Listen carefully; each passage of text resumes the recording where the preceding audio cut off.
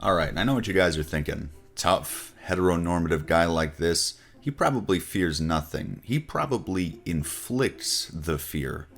But that's not 100% accurate. In fact, I spend most of my waking hours in abject terror, and the only thing that brings me a sense of peace is irreparable damage to the planet's water sources, because it gives me the illusion of control over the horrific abyss that makes up most of the planet I call home. Thank you, my Chinese brethren. 我冰冷的血液开始触电。 Anyway, enough about my schizophrenia. Let's talk video games. The two-man team that makes up Lighthouse Game Studio knows how to make two things: racially charged dating sims and games where sharks attack you. Today we're talking about one of the latter, Death in the Water 2, which was released in late January this year. This is the studio's fourth venture into underwater horror, and I definitely consider it their most refined project yet. You pretty much can't even tell that a tiny little group of people made this. Visually, for sure, a lot of the aspects of this game would be right at home in a AAA project. Sincerely, it is a joy to explore. While the gameplay is still notably amateurish, but enjoyable. The premise here is that a lot of quirky shit has been going on in this specific ocean region, and treacherous conditions make it near impossible for ships to reach. Consequently, they have to drop in a motivated scuba diver and weapons expert to investigate the situations at hand and foil the agenda of the magical octopus who rules over these waters. If you couldn't guess, it's not exactly a story-driven experience. Even though there is dialogue which strenuously tries to string every set piece together and justify the premise of sending a single guy to fight dozens of sharks to the death over and over. It gets the job done. I certainly wasn't expecting anything thematically captivating from this experience, and I don't think you should be either. What is captivating is all the prettiness on screen. I don't know enough about new development tech or game design in general to know what makes these set pieces possible with two dudes and no budget, but I'm glad they figured it out.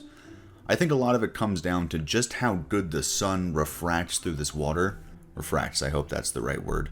Anyway, if you've been lurking around the channel for a minute, you probably already know that I get downright obsessive over pretty lighting, so this one is a no-brainer.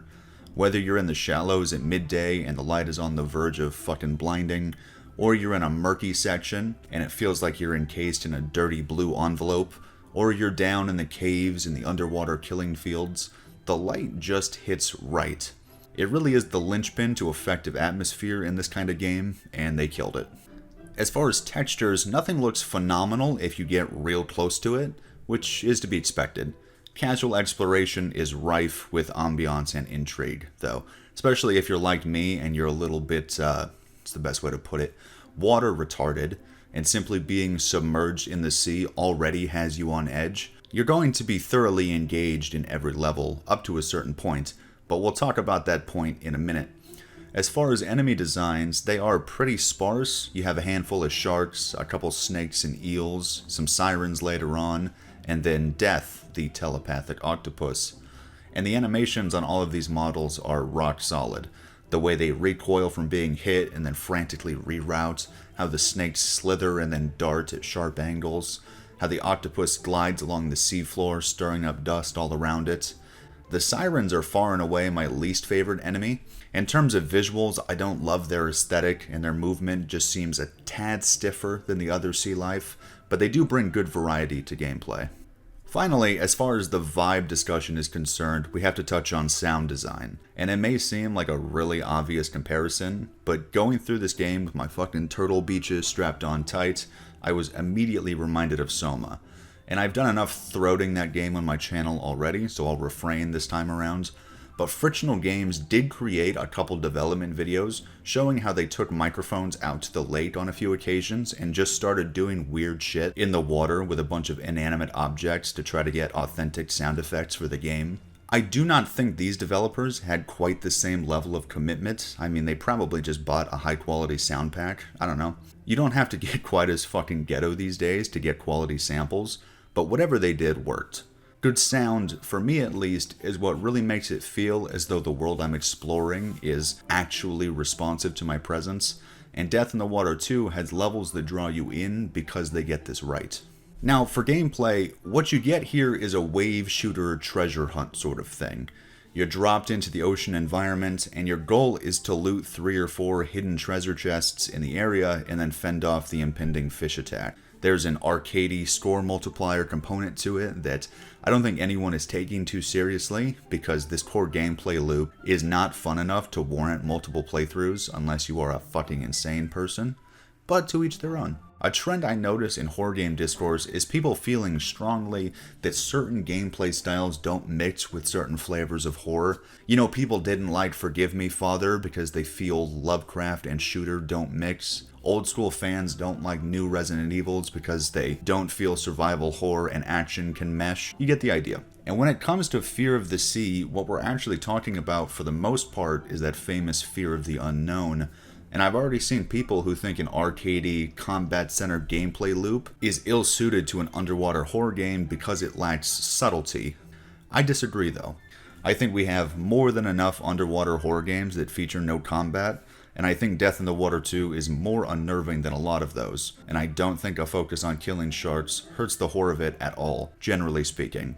What does hurt the horror of it is when the game gets super fucking annoying. The key problem is pacing issues. This is a game that took me just shy of 5 hours to get through, and that's with just a small handful of level failures and restarts.